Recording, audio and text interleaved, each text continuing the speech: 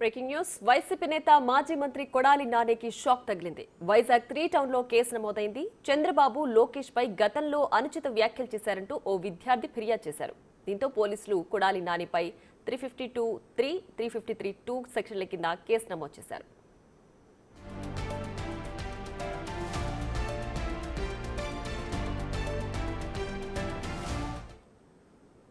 మరింత సమాచారాన్ని మా ప్రతినిధి రాజు ఫోన్ లైన్ లో అందిస్తారు. రాజు, చెప్పండి, కొడాలి నానిపై కేసు నమోదైంది కదా, దీనికి సంబంధించి డీటెయిల్స్ ఏంటి? విశాఖలోని ఆంధ్ర యూనివర్సిటీలో లా కాలేజీలో చదువుతున్నటువంటి విద్యార్థిని విశాఖ 3 టౌన్ పోలీస్ స్టేషన్ లో మాజీ మంత్రి కొడాలి నాని మీద ఫిర్యాదు చేసినటువంటి పరిస్థితి ఉంది. చంద్రబాబు అదేవిధంగా నారా లోకేష్ మీద అనుచిత వ్యాఖ్యలు చేసి దుష్ప్రవగరమైనటువంటి పోస్టులు పెట్టినటువంటి ఆ నాయకులందరి మీద ఇప్పుడు ఈ కేసులు నమోదవుతున్నటువంటి నేపథ్యంలో కొడాలి నాని మీద కేసు పెట్టినటువంటి పరిస్థితి కనిపిస్తుంది. 3 టౌన్ పోలీస్ స్టేషన్ లో అంజనా ప్రియ అనే లా విద్యార్థిని కేసు పెట్టినటువంటి నేపథ్యంలో ప్రస్తుతము 352(3) అదేవిధంగా 353(2) సెక్షన్ల కింద ప్రస్తుతం పోలీసులు అయితే కేసు నమోదు చేసినటువంటి పరిస్థితి కనిపిస్తుంది.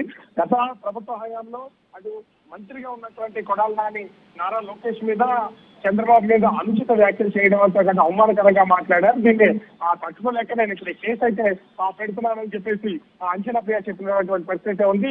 ఎన్ని రాజకీయ ఒత్తిళ్లు ఎదురైనా అటు వైసీపీ నుంచి కానీ కొడాలి నాని నుంచి కానీ ఏ విధమైనటువంటి ఒత్తిళ్లు వచ్చినా కేసు నుంచి వెనక్కి తగ్గే ప్రసక్తి లేదని అంచనా ప్రియ చెప్తున్నటువంటి పరిస్థితి కనిపిస్తుంది. ఇప్పటి వరకు అటు వైసీపీకి సంబంధించినటువంటి నాయకులు కానీ, కింది స్థాయి నాయకులు, సోషల్ మీడియాకి సంబంధించినటువంటి వాళ్ళ మీద మాత్రమే కేసులు నమోదవుతూ అరెస్ట్ అయితే కొనసాగుతుంది. అటు బోర్గేట అనిల్ కానీ లేదా వర రవీంద్ర రెడ్డి కానీ వీళ్ళందరూ కేవలం కింది స్థాయిలో పనిచేస్తున్నటువంటి వాళ్ళే. ఒక మంత్రిగా పనిచేసినటువంటి కొడాలి నాని మీద ఇప్పుడు కేసు పెట్టినటువంటి నేపథ్యంలో ఈ కేసుతో పాటుగా ఇంకా రాష్ట్ర వ్యాప్తంగా ఎన్ని కేసులు నమోదవుతాయి, మరి విశాఖ పోలీసులు 41 నోటీస్ ఇచ్చి సంజయ్ కొడతారా లేకపోతే అరెస్ట్ చేస్తారా అనేది మాత్రం వేచి చూడాల్సినటువంటి పరిస్థితి కనిపిస్తుంది.